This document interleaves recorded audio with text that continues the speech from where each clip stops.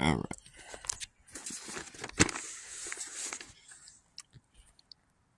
This is going to be hopefully a brief enough demonstration here, or sort of a thought exercise.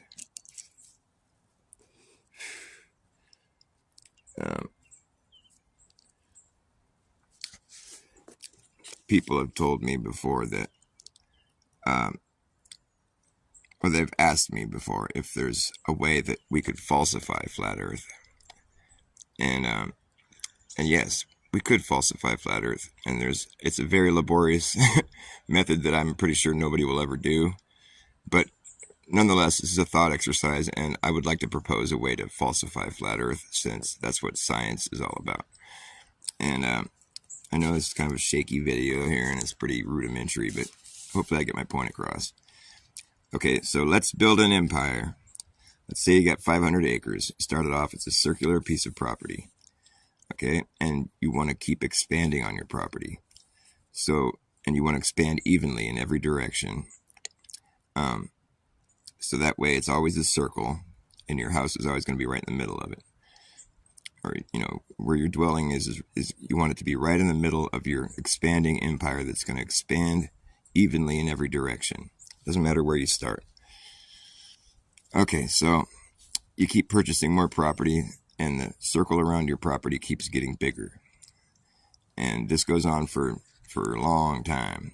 And to the point where, like, you don't really even feel like you're making circles anymore. You're just traveling in what seems like a straight line, because it's such a big circle that, I'm going to try to hold this more steady, such a big circle that it doesn't even seem like you're traveling in a circle. It just feels like you're traveling in a straight line.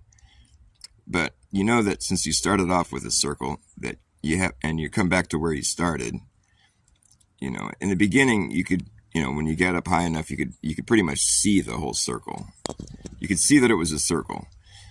And so you just keep making bigger circles around the outside of this circle that's your property, and your property keeps increasing. Like I said, at a certain point, it just seems like you're traveling in a straight line because the circle's so big, but you always come back to where you started, so you know that you just made a perfect circle around the property that you had prior to that. The property keeps getting bigger, the circle keeps getting bigger. And, okay, so at a certain point, this is to falsify flat Earth. At a certain point, you would, if you live on a globe, at a certain point, you would see that straight line that you're traveling in. It would mysteriously start to arc in the opposite direction of your house. Like, the entire time you'd been circling your house. Your house is right in the middle of this circle that you were making, right? And so, at the point when your circle starts arcing the opposite direction away from your house, which would be just crazy. When anybody would be like, whoa, what the fuck? I thought I was circling my house, basically. I thought my house was in the middle of this big circle that I'm making. But now that my line is arcing in the opposite direction away from my house, now I realize that I'm making a circle still, but I'm not circling my house anymore.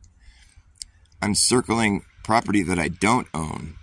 So the property that I originally had, which was in the shape of a circle, it got so big, but now when I finish my circle, I realize that I'm now circling property that I don't own, and every time I continue with this exercise, the circle keeps getting more apparent, and it's shrinking down around an area that my house is no longer in the middle of.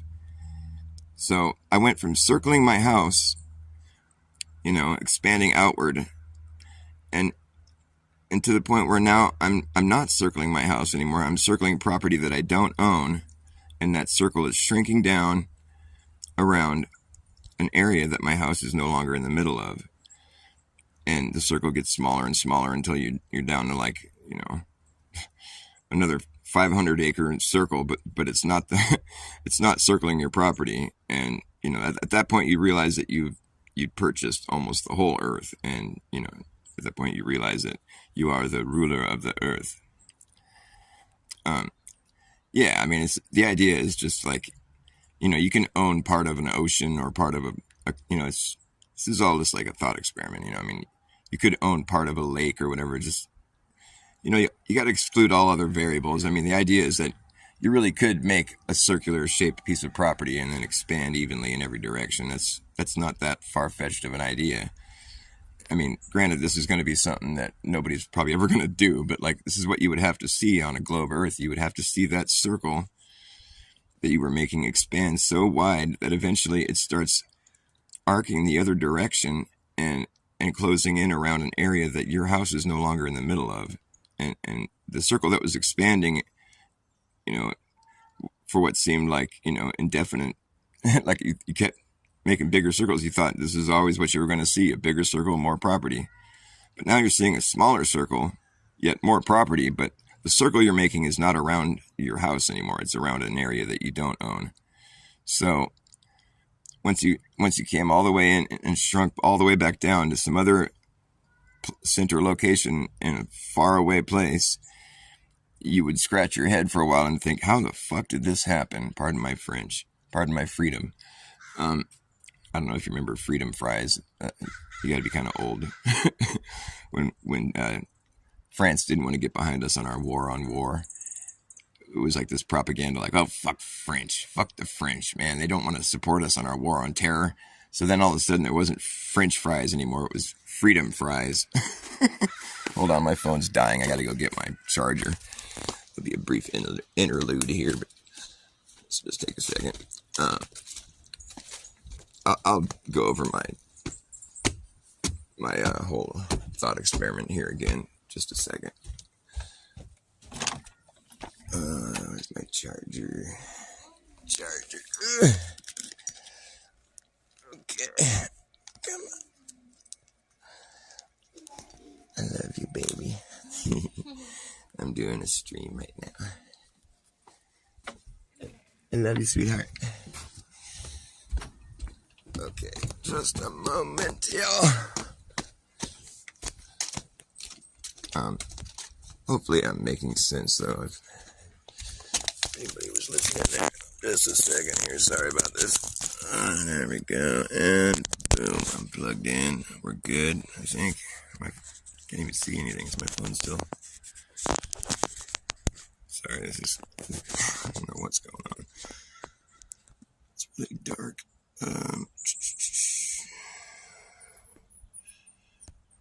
don't know. I can't see anything. I'm sorry. I can't see anything. I don't know if my phone's even charging. What's going on here? Oh, my bad. Plugged into the wrong thing. Alright. Am I still on? I'm still on. Alright, cool. Groovy. Let's go back to where I was. So, I don't know how many people are listening to me right now, but did you understand what I was saying about the expanding property? Let's see. Oh, can you explain using Home Depots? Maybe that would help. I'm hoping it's a joke. You think flat Earth isn't falsifiable? Well, I mean, this would be a difficult thing to achieve in reality as far as like the expanding property is concerned. But it is like a feasible, like the concept is sound, I think, as far as a falsification of flat Earth would be. Well, I guess. I mean, I would think that after you finish this exercise of like the expanding properties, the circle that's an expanding property line that eventually got so big, it started arcing away from your house and closing in around a different area. The circle that you were circling your property is now no longer circling your property, it's circling property you don't own. I think that people would scratch their head for a while being like, how in the hell did this happen?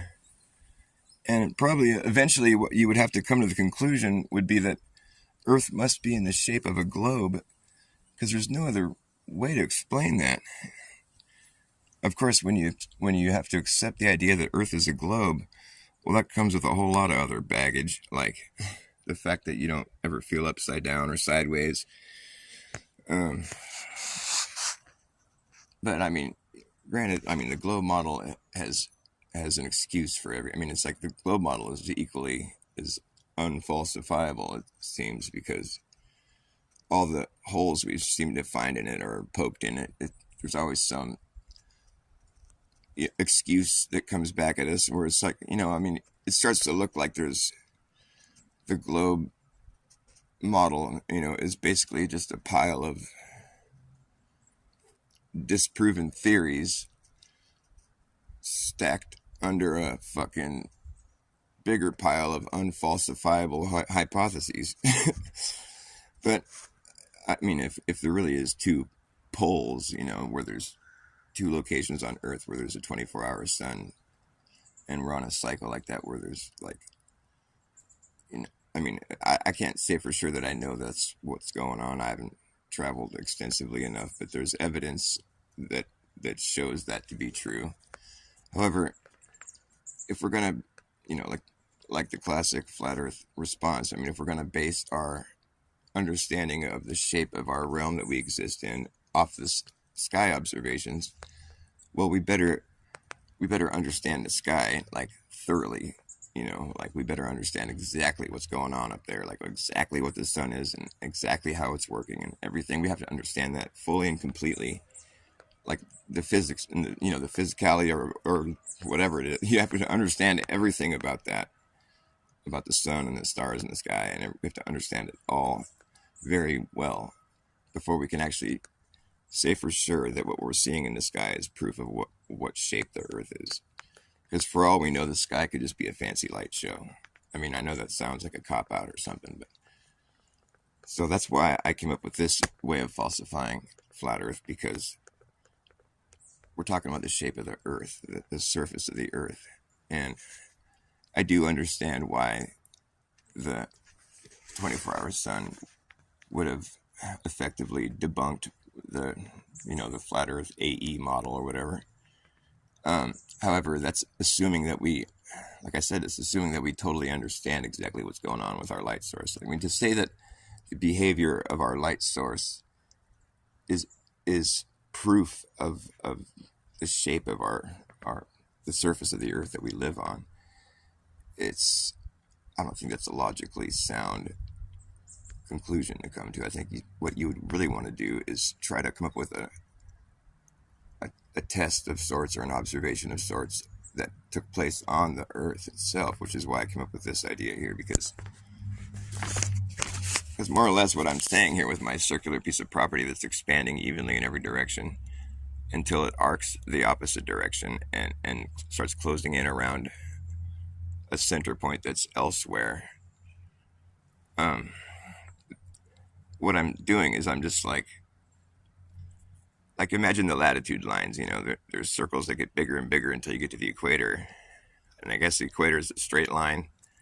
And then the circles start closing in the opposite direction. Like what the path of the sun is basically what these lines would represent, that I'm talking about. I don't know if this is too confusing at this point, but like I'm having a hard time trying to explain what I'm conceiving of here. But more or less, like I'm under the impression that an outward expanse only can widen.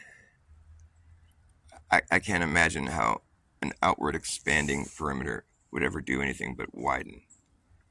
Like what is the biggest circumference you can draw on the surface of the globe Earth? Well, I guess that would have to be at the median, which is like 24,000+ miles around. So if that's the biggest possible circumference that can be drawn on the surface of the Earth, all right, now what is that circumference encompassing? Well, it's a good question. What is that circumference encompassing? What is inside the circle of that biggest circle that you can make on the surface of the Earth? I've gotten different responses. I've gotten the response of, well, it's circling the whole Earth. And to that I would say, well, okay, if that biggest circumference that you can draw on the surface of the Earth, if that was my property line, does that mean that I own the whole Earth? No, it doesn't. So then I've gotten responses like, well, it's either circling the northern hemisphere or the southern hemisphere. If we're talking about like the equator, and so to that I reply, well, if I circled if I drew a circle around my house, is it circling either my house or my neighbor's house? No, a circle on the surface of the earth that is drawn is only circling one specific location. So what is I guess you could say that it's circling half the earth then. So the biggest circumference you can draw on the surface of the earth is circling half the earth. If I told you the biggest circumference I can draw in my neighborhood is circling half my neighborhood, that would sound silly, right? Because there's obviously more neighborhood to circle. Like, the biggest circle should be circling my whole neighborhood. Is it possible to draw a circumference around the entire known earth? Like, because you can draw a circle around the state you live in. You could draw a circle around the country you live in. This is all hypothetically, you could draw a circle around the entire, region or whatever.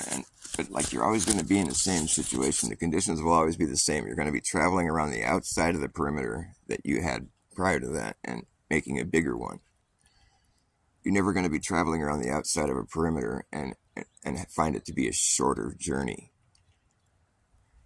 Now, if you were ants on a basketball, that'd be a different story. But I think ants on a basketball will know when they're on the bottom side of the basketball, they're going to have to hold on tighter or something. It's not really a good comparison. We don't really have any evidence of anything like functioning that way in nature where there's like, I mean, that's the big picture, it's like, from our frame of reference, we experience a level stationary plane.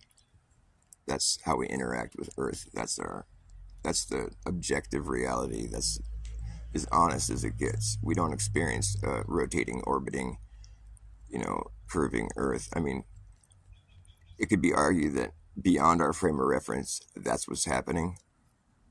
I don't know. I never left this frame of reference.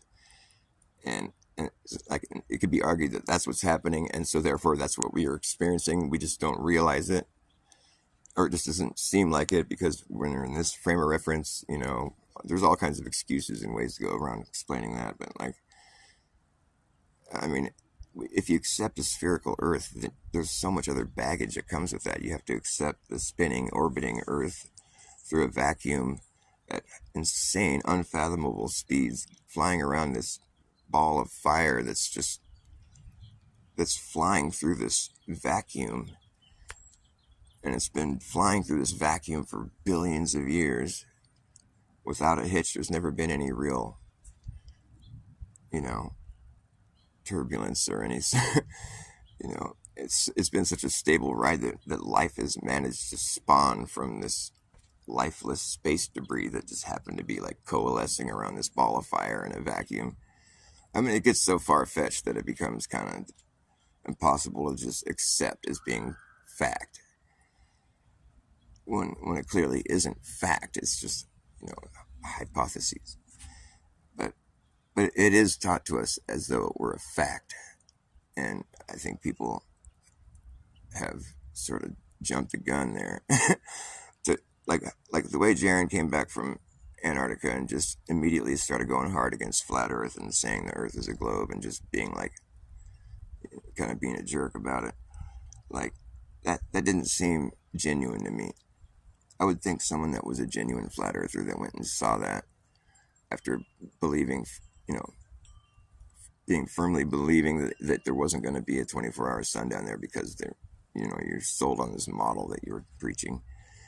I would think that if you came back from having witnessed something like that, that you would do some deep thinking for a while, and you'd probably go take a position of being maybe shape agnostic, which I think is pretty much the safest position anyone can take. Just because from our frame of reference, we can't really say for sure what shape the entire realm is, if it even has one.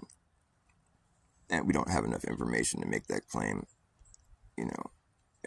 like to confidently make that claim logically with, we just don't have enough information to do that. And, I think the globe model, if there's two poles and everything is as described, I mean, it's pretty brilliant to have put together such a model, but that doesn't mean it's true. I mean, there could be other things going on. We don't really understand the sky to the extent that we've been led to believe. And but we do understand. We understand the surface of the Earth pretty well because we're down here on the surface, and we're able to interact with it, and you know, so therefore we have a better grip on what the situation is here on the surface of the Earth. It would stand to reason if we wanted to figure out if Earth is a globe or if it's just a flat plane. I mean, you would think that conducting experiments and observations on the surface of the Earth would be more appropriate for the purpose of trying to figure out what shape the Earth is, if that's really an important thing to do.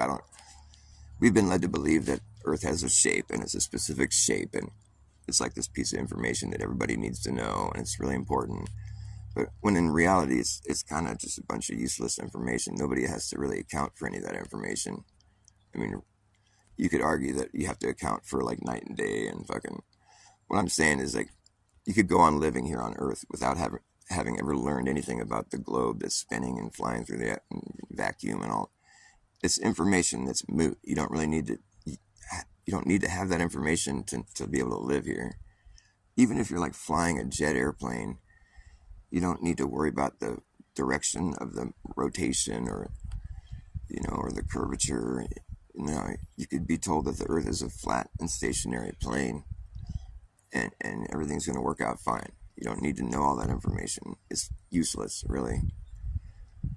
I'm sure people feel like it's pretty useful, and well, what are you gonna do without a map? How are you gonna navigate? How are you gonna know what to expect when you go places if we don't have a working flat Earth model? Or I don't know. I can't answer that right now. But what I'm saying is, it's kind of moot in the sense of, like, you don't need to account for curvature or motion. It's not something that's gonna come into play in your immediate realities. It's it's not really a necessary information to know.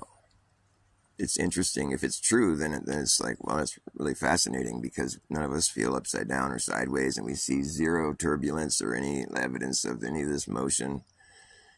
I mean, it's not like the flat and stationary Earth is really that abstract of a concept, considering it's our objective reality. But I do realize that we've been conditioned to think that's just ridiculous.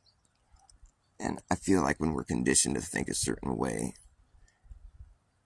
even though it's counterintuitive, then that warrants further investigation.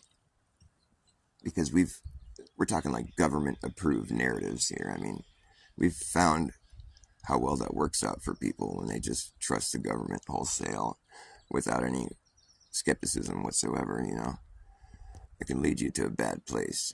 You might bite the big one. You might be the next victim of suddenly expected, or whatever they call it, unexpected suddenly. Although I think it's kind of expected at this point. So it's a suddenly expected, which isn't that sudden. Well, I guess it's sudden, but it was expected, so it's not that much of a surprise. It's not funny, all right?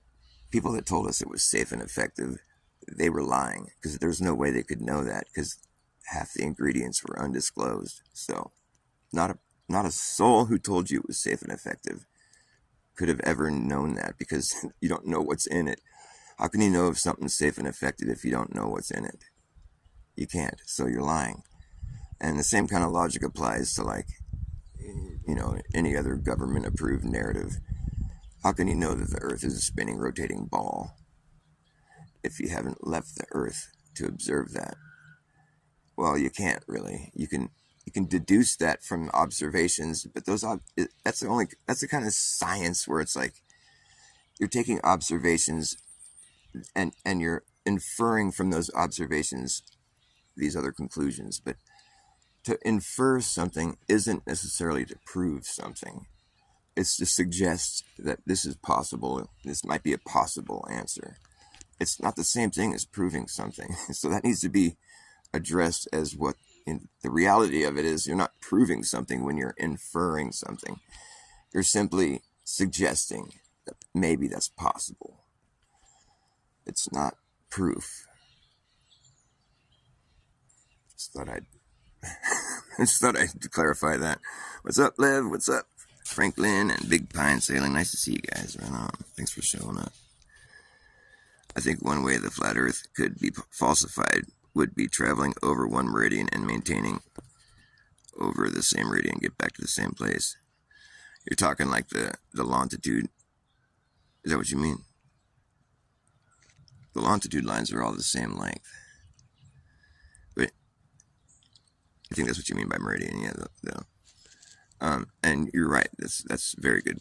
That's very good. Because one reason I find flat Earth to be compelling is because of the evidence that we don't have north-south circumnavigation. It's not really a thing.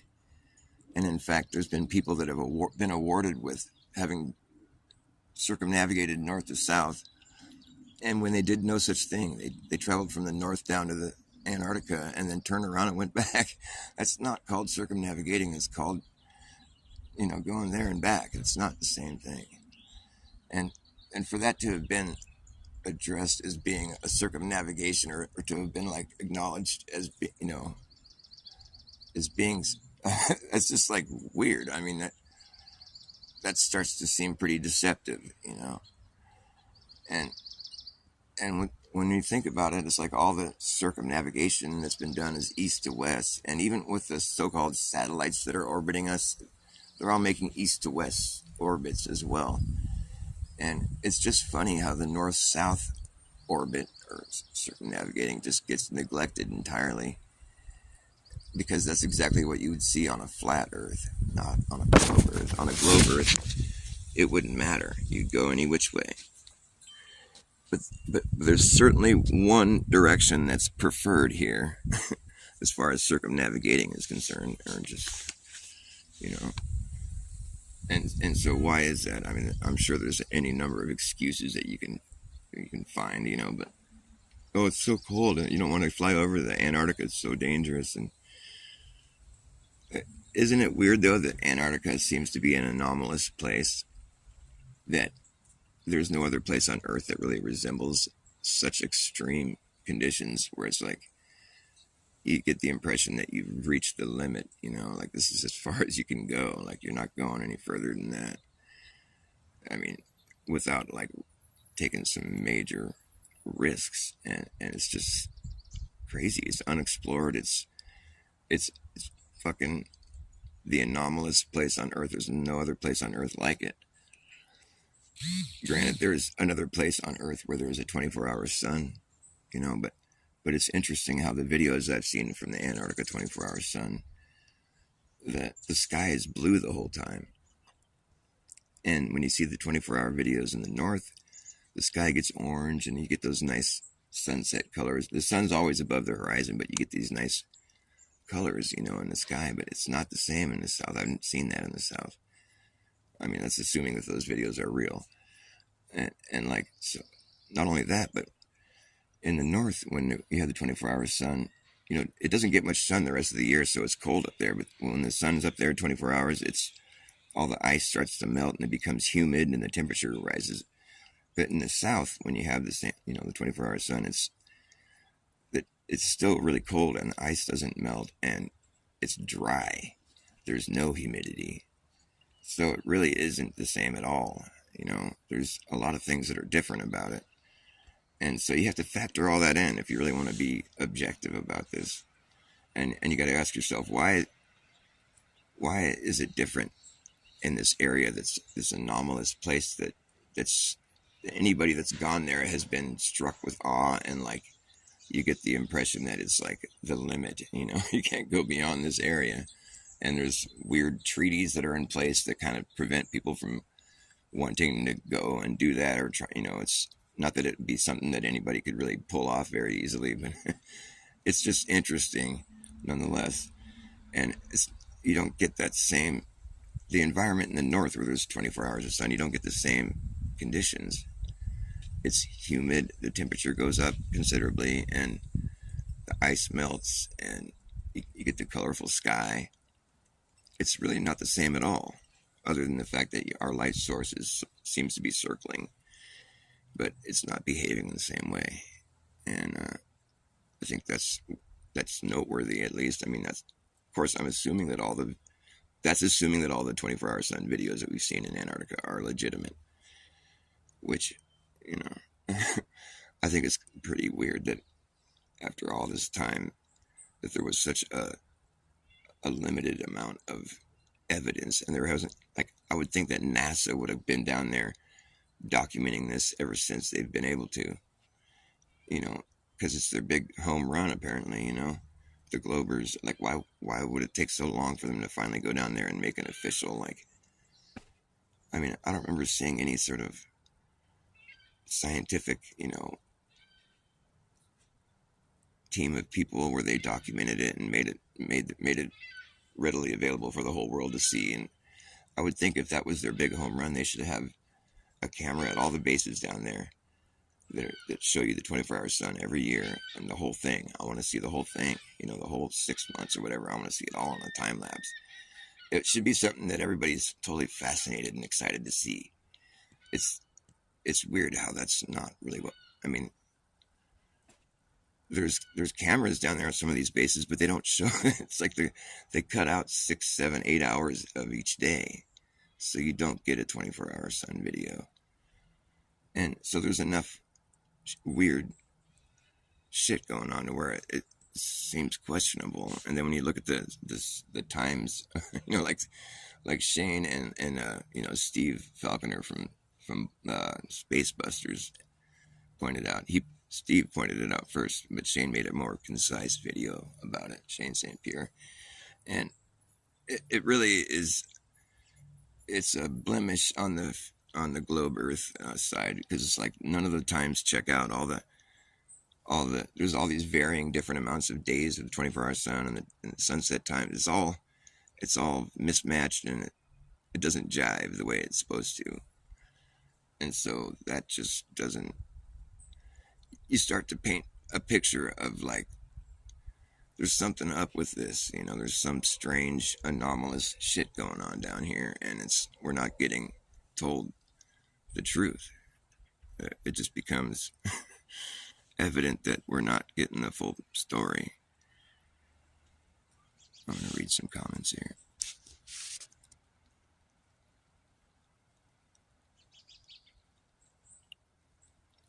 I would like to talk about Jaron's discussion of the sun moving the wrong direction in the south.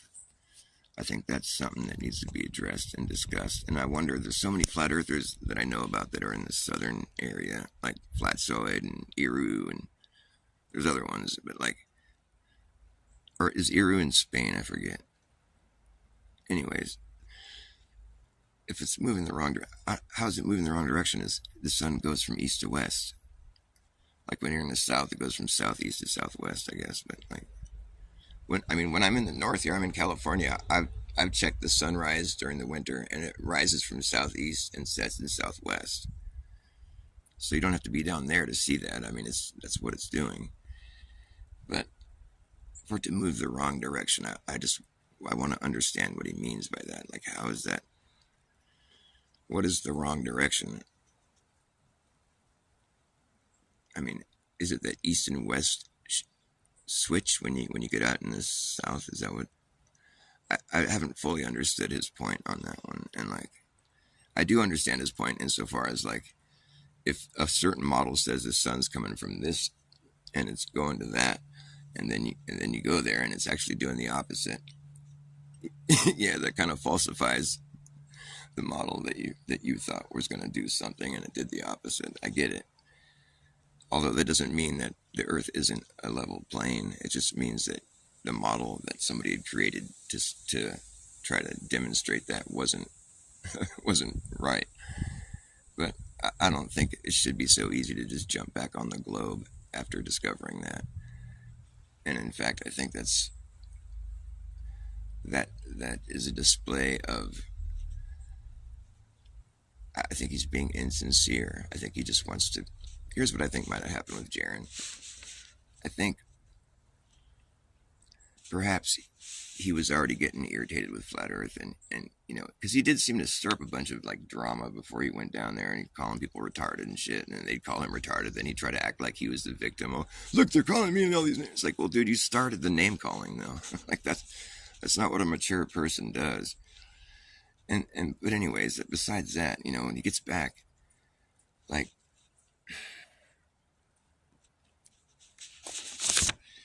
I think what happened was he went down there. I heard him say something about how Dave McKeegan and the other McToon and McKeegan, how they're just cleaning up. They're making so much money on their like, their adoring fans.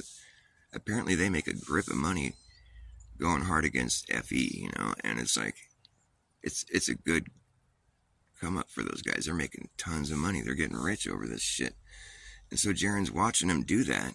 He's down there hanging out with them, and they're probably, making fun of flat Earth while simultaneously just making loads of money.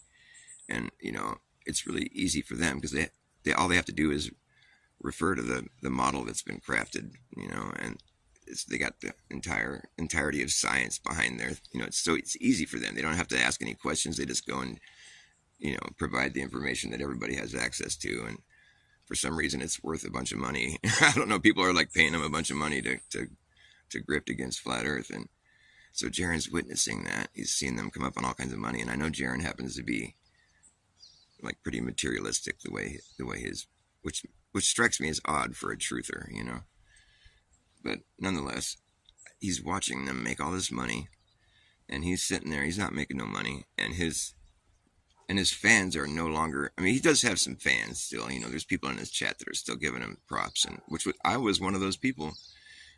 Up until recently. I'll explain that later, but if I need to. But it's like, the point is, he was getting a lot of hate, and I don't think he was making any money.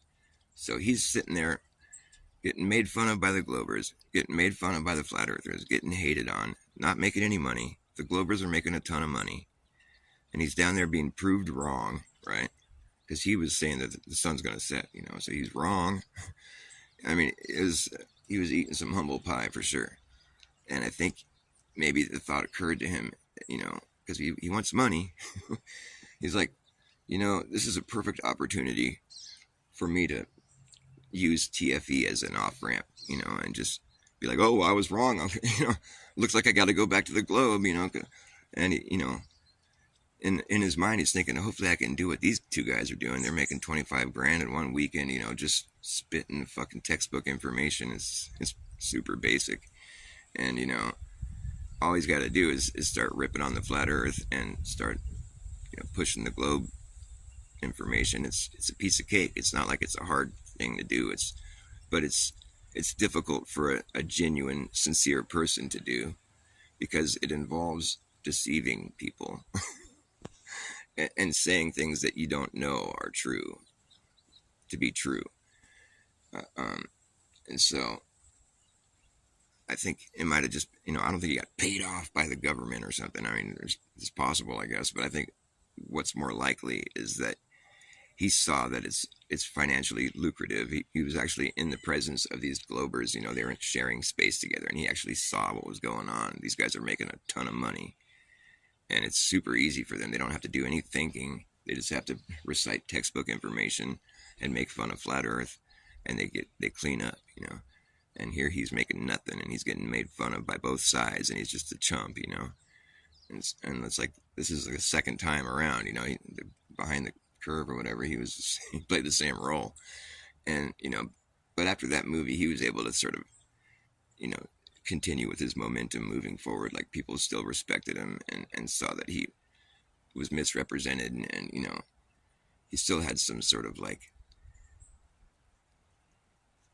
whatever, he still had some respect coming his way, and he was still able to show that,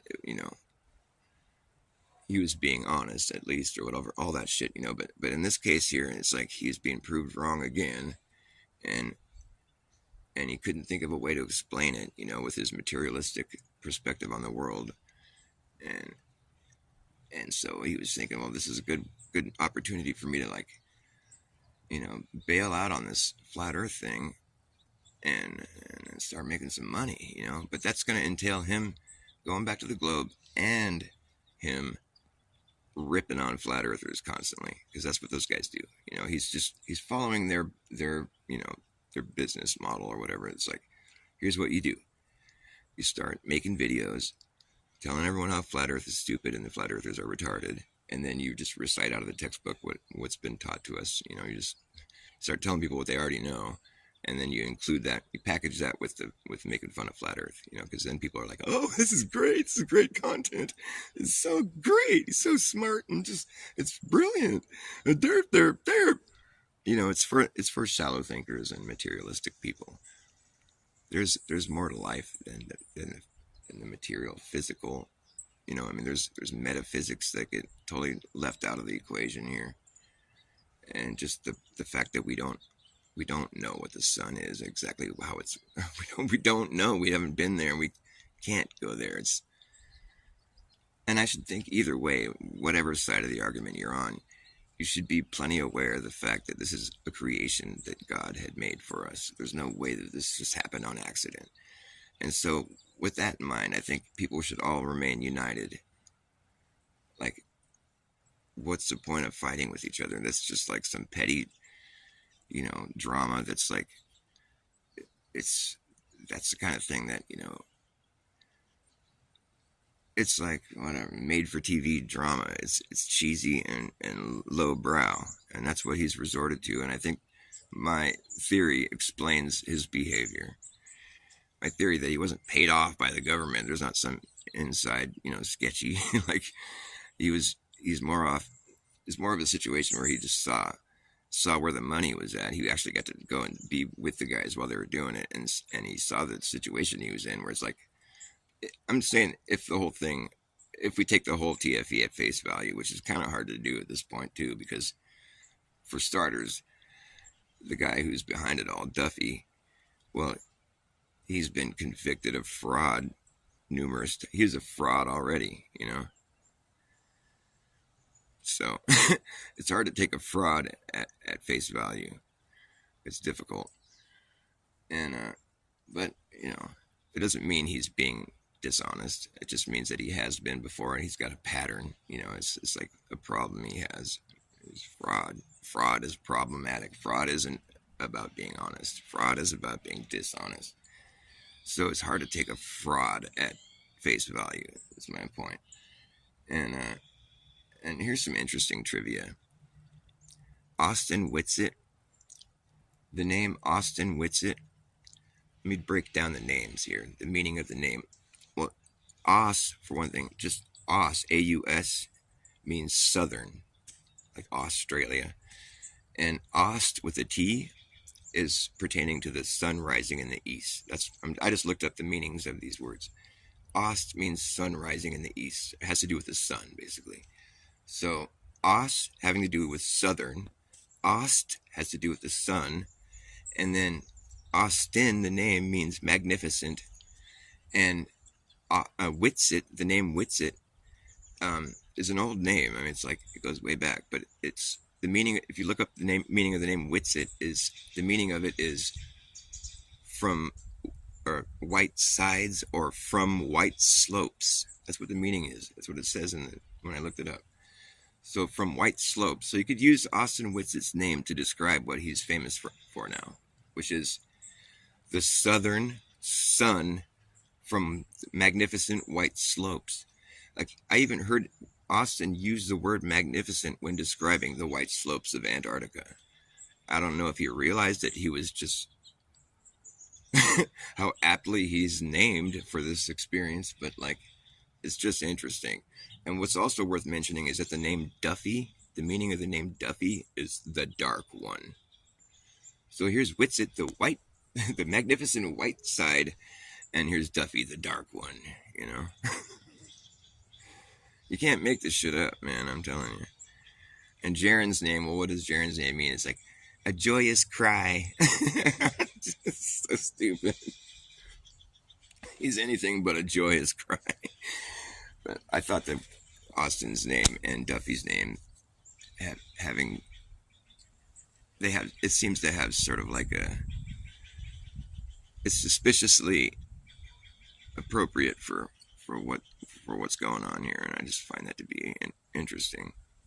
Whenever people are aptly named like that, it always trips me out. Although I am, but my name is Forrest. My real name is Forrest, and I'm a total outdoors guy. Like I love being in the woods. I'm a backpacker. I mean, I'm all about being outside in the forest. So it's like I lived into my name. I lived up to my name. But I've also been running against the grain ever since the day I came. So that's why I'm Dr. Bass backwards. But I came up with that name, so that's not. You can't say that I lived into it. But anyways, there's other people that have lived into their names, like Admiral Byrd. He's famous for his flights. Barack Hussein Obama. Barack had to bomb Iraq to get Saddam Hussein's his damn middle name. To bomb Obama had to bomb Osama. He had to bomb Iraq. Barack had to bomb Iraq to get Saddam Hussein, who's so damn insane. But Hussein's his damn middle name. He had to bomb Osama. Obama had to bomb Osama. Obama had to drop a lot of bombs. Barack, he had to bomb Iraq. It was Johnny Depp. I like that one because, like, I remember Johnny Depp from 21 Jump Street. When I was a little kid, we used to watch 21 Jump Street. He was an undercover cop, you know. Johnny Depp, the undercover cop. Johnny, like Johnny Law. You know, that's what you call cops. It's like slang for cops. Johnny Law. And Depp, well, it's short for department or deputy or whatever. It's Johnny Depp. I mean, what appropriately named guy for it being an undercover cop. I could go on for hours with. There's so many people that have been named aptly named folks. I think it's interesting about Whitsitt, though. Austin Whitsitt's name being like Southern Sun from Magnificent White Slopes. That's what his name means. I mean, you could go look to check my work. That's what it means. It's just strange that he's famous now for what his name means. The man whose name means Southern Sun from Magnificent White Slopes. He's famous for going and documenting the southern sun from the magnificent white slopes. I'm sure it's just a coincidence, right? Let me tell you, coincidence is short for cognitive dissonance, because when you experience a coincidence to that degree, what you're actually experiencing is cognitive dissonance. But it's just nice to have a little term to just kind of shrug it. Oh, it's just a coincidence. It's just a cognitive dissonance. Oh, man. I need to get something to drink. I'm really parched. It's starting to get wet out here. I gotta wipe the moisture off my phone. What are you guys saying in here? Big Mike's giant. All right. I love it. I'm glad you guys have a sense of humor, because people that come here to Dr. Bass channel and try to get all serious, well, they're barking up the wrong tree. Bring this old get down inside here because it's getting wet. It's getting wet out here.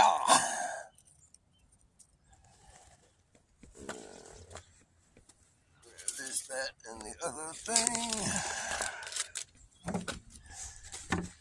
Oh, did I mess up? There we go. So,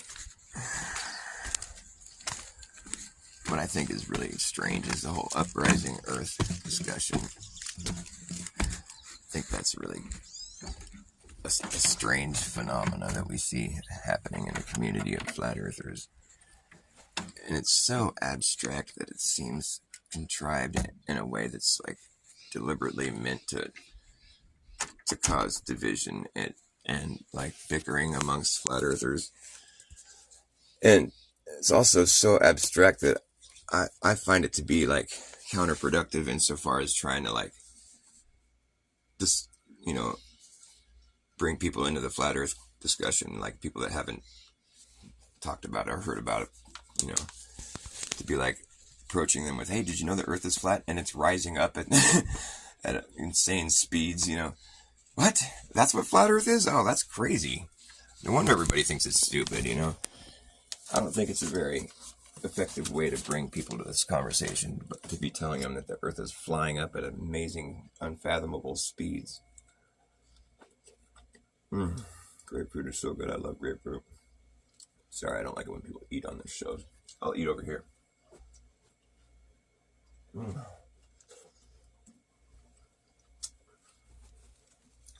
So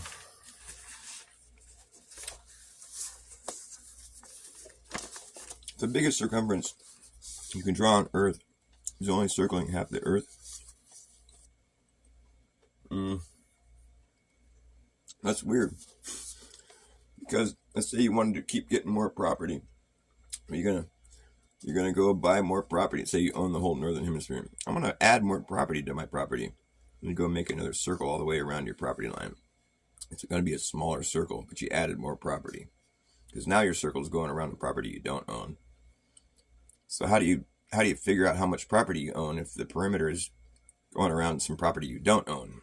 It's like when you start, it's like an inversion of, I don't know how to explain, but that fucks with my head a little bit. Like I came up with a really good riddle to go along with this thought exercise here, which is, and I think it's a great idea. I want to make like a children's book, and I think I could disguise it as being like a book that's teaching children about the globe Earth that we live on. But it's actually a book that's teaching children about how fucking whack the idea of living on a ball is. But I think, if I could pitch it in a way to where it seems cute or like educational, because the idea is to like, well, here I'll explain what I'm talking about. It's called the concentric circle lottery, and in the book, a kid wins the concentric circle lottery, and he's awarded the North Pole. And it's a circle right there at the North Pole, where the one place on Earth where you can stand and the compass spins. You own this one circle now; it's yours. Okay, whoop-de-doo. What am I going to do with that? Well, there's more. In this concentric circle lottery, here's what the rules are. You can step outside of the circle that you have been awarded now, your property. Step south from your property line and make a new circle around the outside of the other one. And now that's your new property line. And here's the thing. You can keep doing this. You just take a step south, circle around your previous circle, and now that's your new property line. So you get the idea. Your property gets bigger. So here's the rule. You only own what's inside the last circle you drew. But you can keep drawing circles. You just have to step south away from your original piece of property and make a new circle around the outside of the other one, your previous one. And so your property gets that much bigger, right? So that's the only rule, is that you only own what's inside the last circle you drew. But you can keep stepping south and making new circles so your property gets bigger and bigger, right? Right. So in the book, the kid would like spend the rest of his life making circles, and they keep getting bigger and bigger, and he's getting richer, and he's like king. He's like, I'm going to own the whole world someday. And it just keeps getting bigger and bigger. His property keeps getting bigger and bigger and bigger. But then, he gets to the equator, and, it has a big celebration. I own half the world, and then continues doing this exercise, which is like step south, make a new circle, and now that's your new property line. However, once he steps south from the equator and makes a new circle, the circle's going around. He makes a new circle, but it's smaller than the one he had made prior to that, the equator, so now he's south of the equator, and he makes a circle again, but it's not circling the property that he owned prior to that. It's circling a different area. But it's all confusing. He loses all the property that he had prior to that, and now he has a different piece of property somewhere else. And people will say, oh, no, Dr. Bass, he's just circling the property he doesn't own now. And I respond to that by saying no, because the rule of the lottery is you only own what's inside the last circle you drew. So if the last circle he drew was circling, so he'll never be circling something you don't own. So that doesn't check out. Because whatever's inside the last circle you drew is your property. That's the rules. So, if you keep going south, your circle is going to keep shrinking, and so your property is going to keep shrinking. And what's fucked up is that like you had all that property up to the equator, but the second you moved south of the equator and made a new circle, you lost all that property because now your circle is going around a different area. No, this is a property you don't own. No, because you only own what's inside the last circle you drew. So if your circle is going around property somewhere else, that's your property now. You lost all the other property you had. which doesn't make any fucking sense. Which is why it would make a good book, because I think it would teach kids to think instead of just accepting information, without questioning it.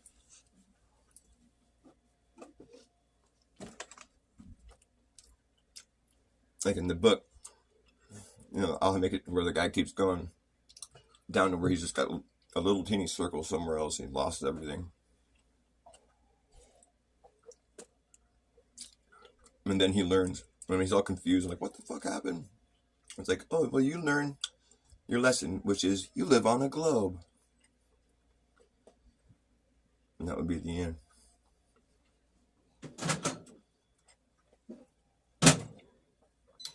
Pardon me. The cinnamon rolls are calling me. Thanks for making cinnamon rolls, baby. That'd be good.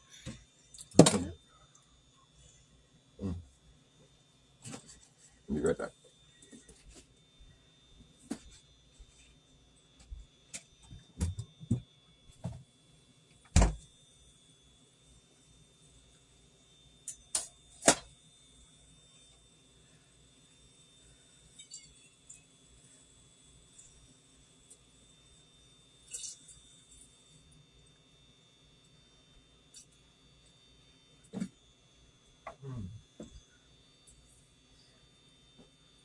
Is it raining outside?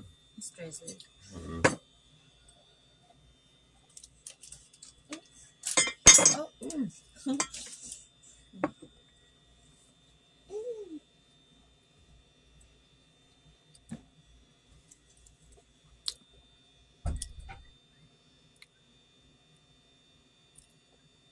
Earth rocket shipping up, and then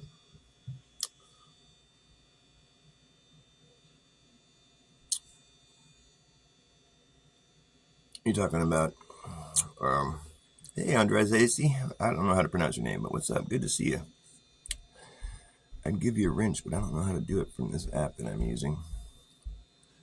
It's not letting me do it. I don't know. I'm using the app called Prism. And the reason I do that is because it records the stream onto my phone. So it's not only on YouTube, but it's on my phone, so I can edit out parts. And or I don't know how to do that if it's just on YouTube. I don't know if that makes any sense, but that's why you guys don't have wrenches yet, because I can't really do it from this app. It's not letting me. But I can go back after this stream and fix you up so you're not naked. So you don't feel so naked when you come to my show. Because I know you guys. I know you're not trolls. Basically, if you're not a troll, you get a wrench in my channel. That doesn't mean you have to agree with everything I say. I prefer to have people challenging me, actually.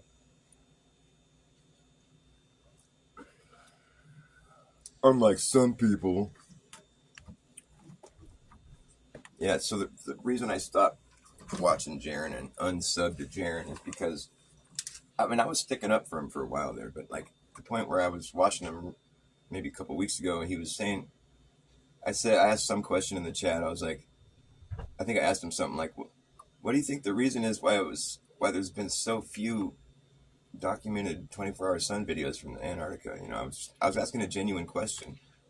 And he got all mad, and he's all, oh, I saw you talking shit about me in some chat and some other show video somewhere. And I was like, wait, what? Dr.bas, he's a real great guy. Yeah, two-faced piece of shit or something. I'm like, dude, what's he talking about? I wasn't talking shit. Like, I know what my position was, and my position was that that Jaren was being honest, and like whether or not we have to agree with what he's saying is beside the point. I was sticking up for him is what my point is, and for him to say that I was talking shit, well, that's a bold-faced lie.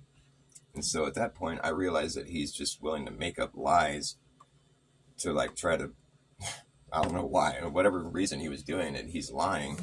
So I don't want to listen to a liar, and especially someone that's preaching against liars constantly. It's like, and for him to have like badmouthed me on a show, it's like it's documented now. It's on his show that I'm a terrible person or talks shit. I'm like, what? He lied. He made that up. And I asked him, I was like, what did you think I was, and like, what did you see? Because I wasn't, and he didn't respond. So I'm just like, yeah, because he didn't have any information. He was just making shit up.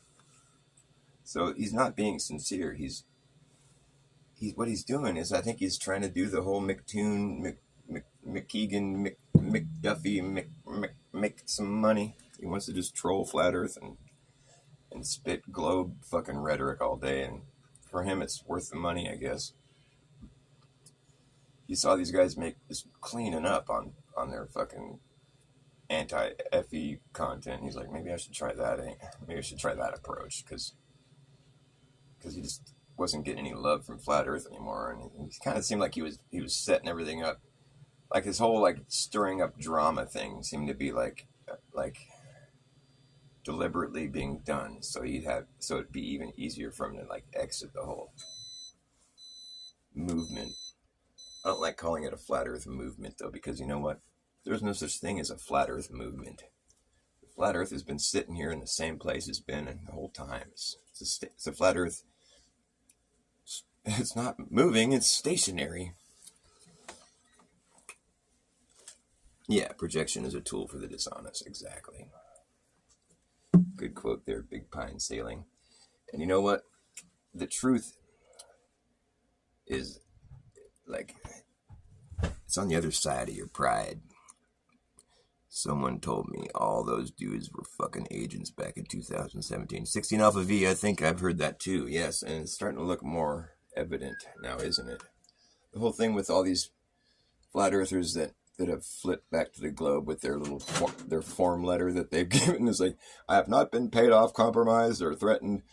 It has all the same exact wording, and they're all saying the same thing, and they all left at the same time. It's like there's some form letter. It's like, here, put this up on your page, and everybody can see that you've officially. It's like this. It's so phony. It's just screaming phoniness.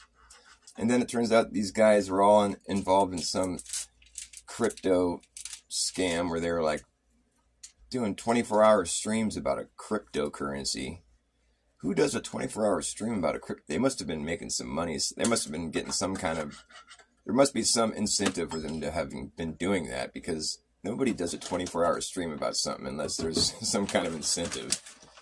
I mean, I could see doing that if you're really passionate about preaching truth and there's something you really want to. But like a cryptocurrency, that's not. Nobody's going to talk about that for 24 hours unless they're making some money. And then they even admitted to having been informed that what they were doing was illegal, which means that they probably got in a little bit of trouble there. And that turns out the trouble that they were potentially in comes with like a lot of prison time. It's like serious trouble. But it's just interesting how they potentially had been wrapped up in some pretty serious trouble, but now their whole crypto grift is gone. That whole channel was deleted the second the flat earthers discovered it. And the fact that they're not in trouble, and now they're all switching up their story with these form letters. They all filled out the same exact. It's like, it starts to look pretty weird. It doesn't look natural or organic at all. It's almost like they were told, okay, look, you guys can go to prison, or you can stop, speaking out against the government narratives here, and you can actually you can patch that up, because combined with the fact that you're fucking in trouble for this crypto scam, and the fact that you've got a history of being a prominent flat earther speaking out against the government narrative, like you look pretty bad in the court. Maybe you would look a little better if you retracted all your anti-government narrative rhetoric that you posted online. Maybe you'd look a little better in our eyes if you would go ahead and do that now, and we won't put you in prison. I think that story kind of holds water, that theory. I'm not saying that it's true. It's interesting how Patricia Steer bought a brand new like a fucking expensive Mercedes, like one of the higher end ones. It's like over $100,000. She bought herself a nice fancy Mercedes after having her crypto grift totally flopped. The thing tanked. It was like they call it a carpet pull or whatever, where it's like it's a scam. They get a bunch of people to invest money into something. They take the money and run, basically, but they weren't the ones taking the money. There was somebody above them that did. They lost their ass on it. So now she's got enough money to buy a brand new, I mean, who knows? Maybe she's independently wealthy and it has nothing to do with anything. But it's weird that she would show that off immediately after making a point that she was not paid or threatened. And when she was paid, she got paid somehow. I mean, that's a lot of money to spend on a car if you just lost your ass on a crypto scam. It's just weird. All those people, they don't strike me as being the most honest people now. And it's kind of, I feel sort of violated because I've watched so many hours of their content thinking that they're genuine people. It's just kind of a buzzkill. But I'm not mad. It's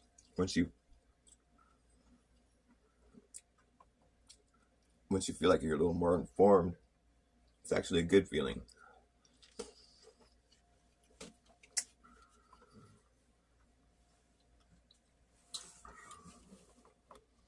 Who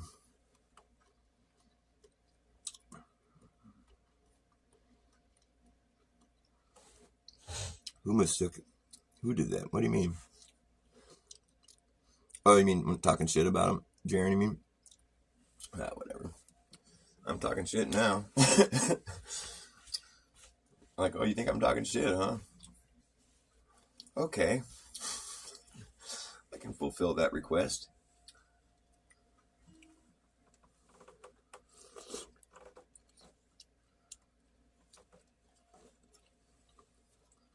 It's business, huh? Yeah. It's a good grapefruit.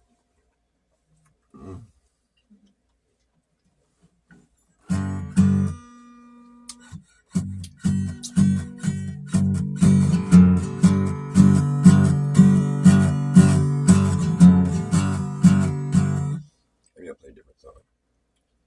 What song should I play?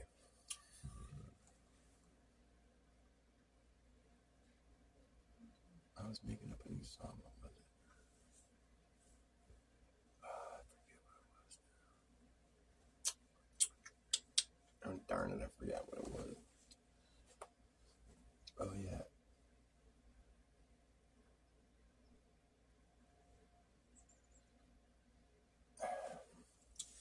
I don't think it's ready to be played yet. In the middle of everywhere. Right here, smack dab in the middle of everywhere. It's like the opposite of the middle of nowhere. You're in the middle of everywhere. Because wherever you go, it expands outward evenly in every direction, indefinitely. I'm an infinite plane guy now. I think I'm kind of leaning in that direction. I mean, there might be a limit as far as how far we can go on this here realm that we're in, but like that doesn't mean that there isn't something beyond that. I mean, it's my opinion that where something ends, something else begins. And so you can't really make an argument that there's an end or an edge, because what's beyond that? There's no such thing as nothing. You can't have nothing. It's not true. Because if you have nothing, then there would never be something. You need something to get something. You can't have something out of nothing. You can't just have something spawn out of nothing. There's no such thing as nothing.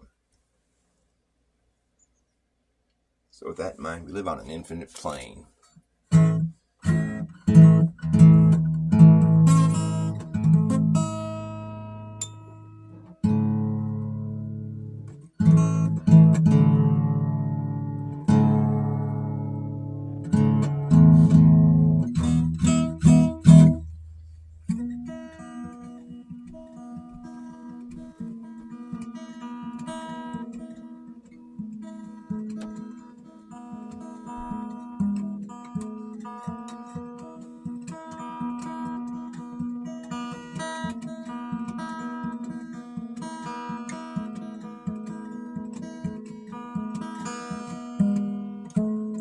Was many years ago,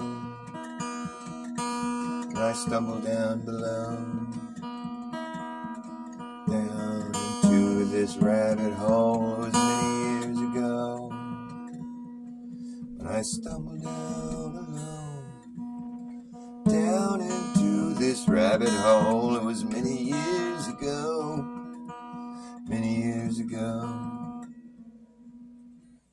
and I never came out again.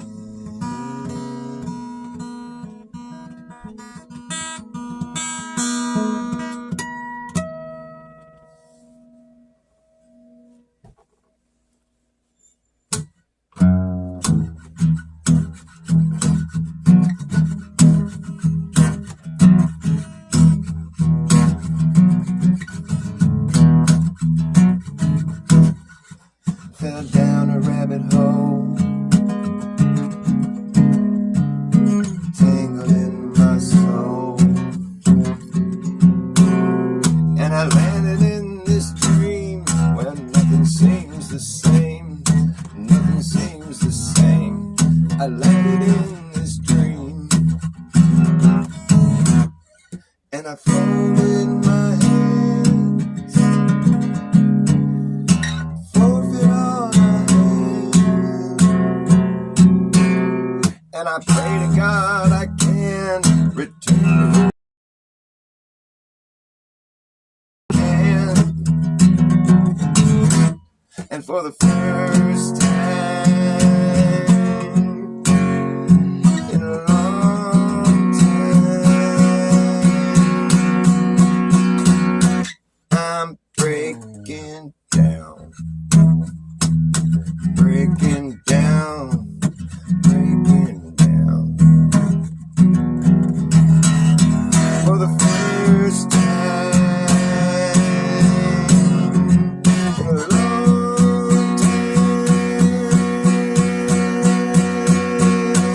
I'm breaking down, breaking down.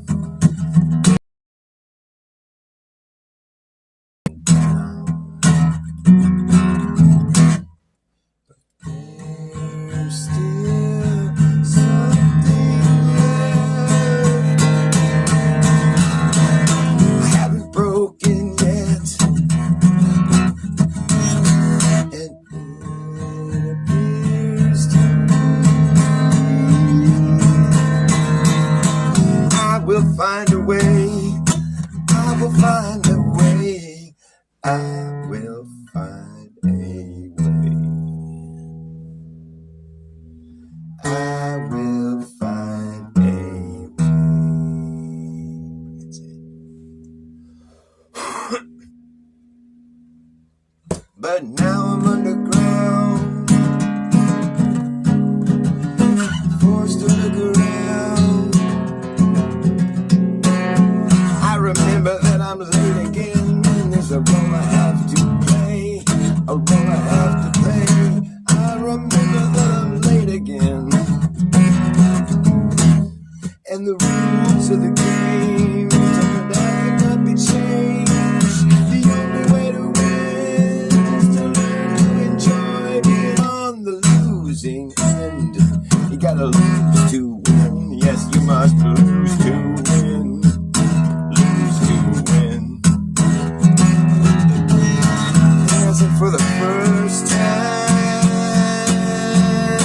in a long time. I'm opening up, opening up, opening up. I'm opening up for the first time in a long time.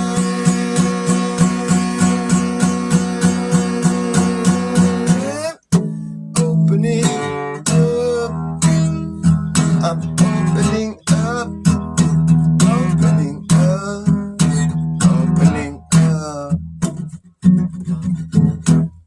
But there's still some doors left I haven't opened yet, and if they appear to me, I will turn my key, I will turn my key, I will turn my key.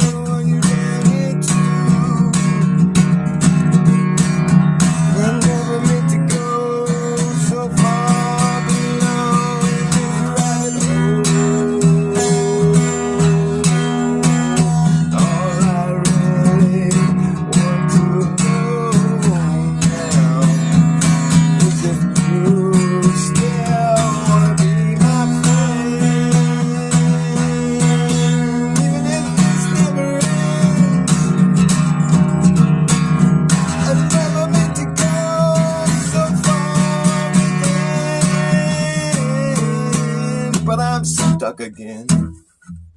Stuck again. Stuck again.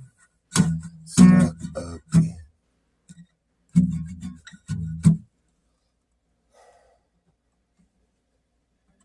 But there's still some words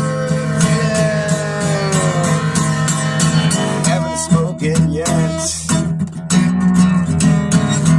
And if they could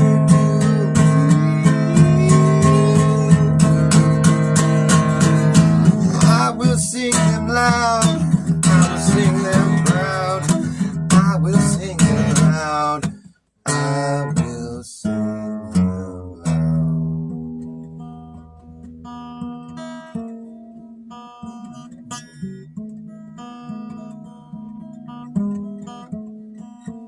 It's many years ago when I stumbled down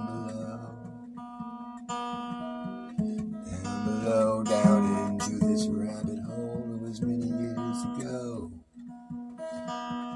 I stumbled down alone, down into this rabbit hole. It was many years ago, and I never came out again.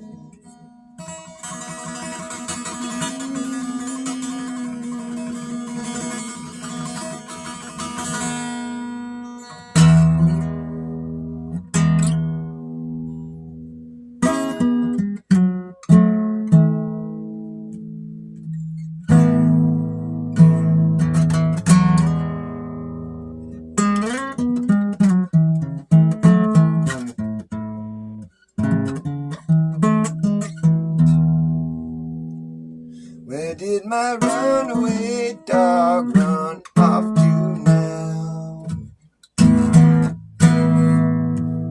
What did you do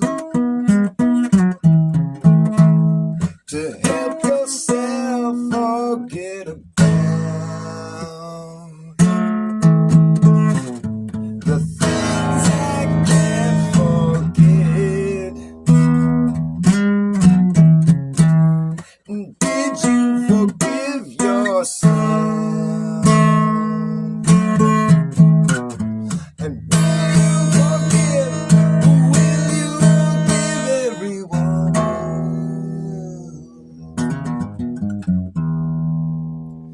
'Cause it's taking all you got, taking all you got to get right here. I hope you don't plan on disappearing. Don't plan on disappearing soon. Don't plan on disappearing. I hope you don't plan on disappearing soon.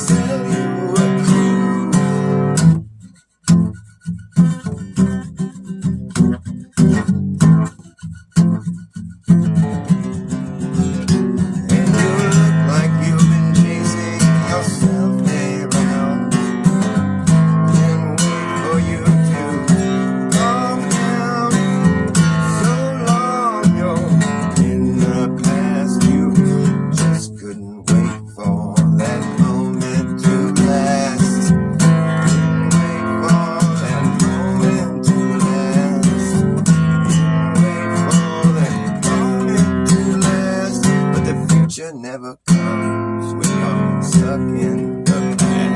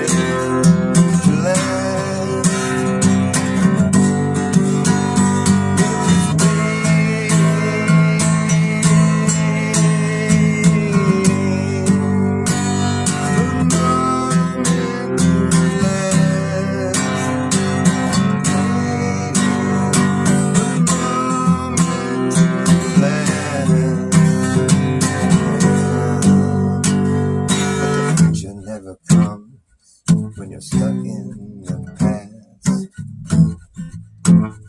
with your head up your ass, the future never comes. The future never comes. The future never comes. The future never comes. The future never comes. The future never comes when you're stuck in the past. The future never comes. The future never comes.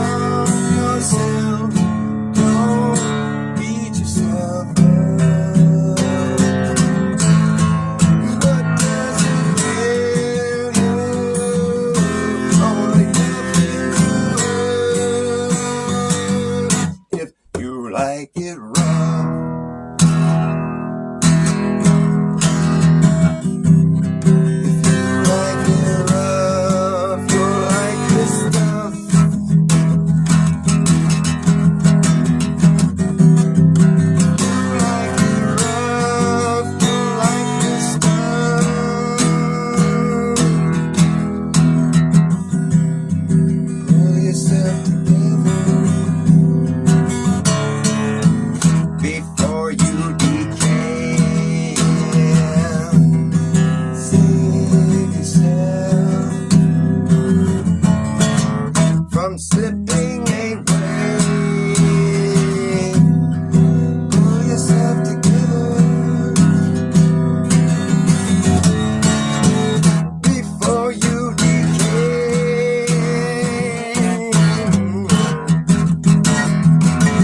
Must like it rough. Do you like it?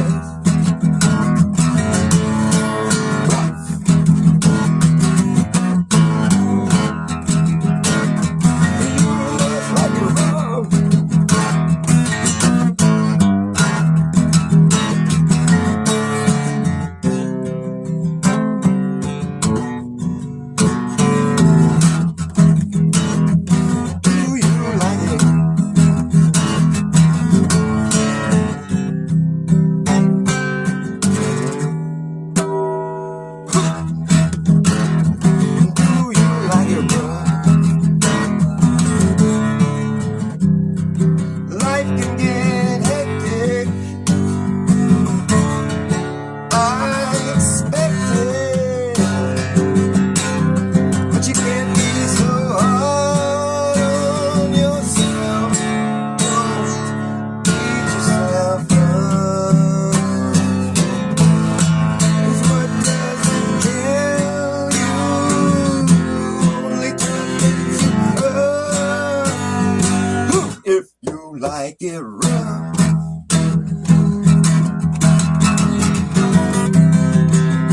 like it rough, you're like this stuff is rough.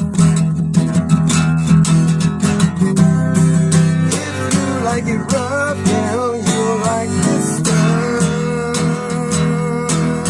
If you like it rough, if you like it rough,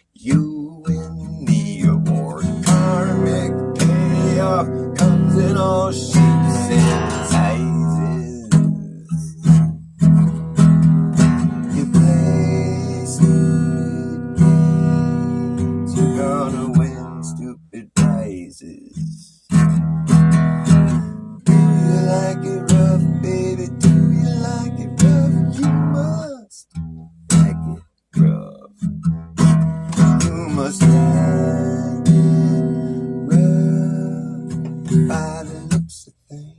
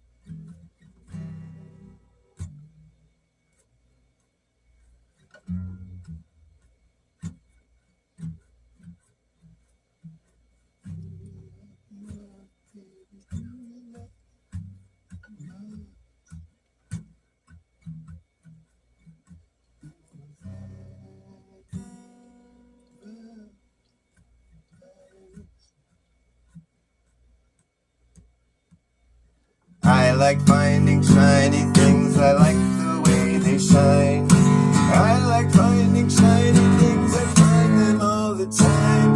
If you see me finding things, I'm probably finding shiny things. I find them all and haul them all away. I like finding shiny things, I like the way they shine. I like finding shiny things, I find them all the time. If you see me finding things, I'm probably finding shiny things. I find them all and haul them all away today. I like those shiny items and buy them at the store. I like those shiny items, but they cost a lot more than those boring, non-shiny things. That's why I like finding shiny things for free. If you see me finding things, I'm probably finding shiny things. I find them all and haul them all away today.